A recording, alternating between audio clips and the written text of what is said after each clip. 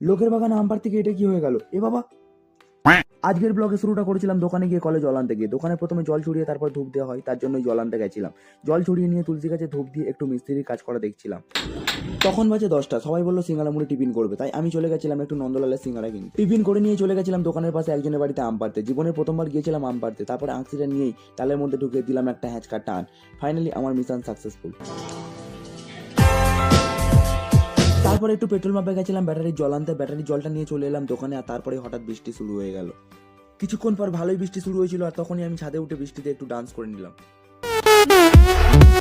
নোংরা হাতটাও বৃষ্টির জলে ভালো করে ধুয়ে নিলাম। বাইরে তখন মুষলধারে বৃষ্টি হচ্ছিল, আর আমি পেয়ে গেছিলাম থরের হাতুড়ি। দোকানে জিনিসপত্র ঝোলানোর জন্য পেরেক দরকার ছিল, তাই আমি কার থেকে পেরেক বের করছিলাম। ঘরেও ইলেকট্রিকের কাজ চলছিল, তাই পুরো ঘর অন্ধকার ছিল। কিন্তু এটা কোথায় কাজ হচ্ছিল?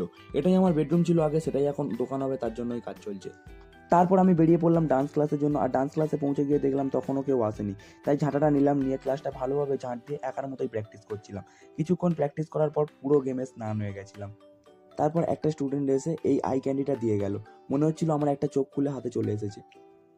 আজ ছিল বৃহস্পতিবার, ডান্স ক্লাসের পর ইয়োগার ক্লাস হলো। তারপর সবাইকে ছুটি দিয়ে ক্লাস বন্ধ করে বাড়ি এসে মার সাথে চা খেতে খেতে আজকের ব্লগটা শেষ করলাম। ভিডিওটি ভালো লেগে থাকলে লাইক কমেন্ট শেয়ার করতে ভুলো না। দেখা হচ্ছে পরের ভিডিওতে। Till then, by.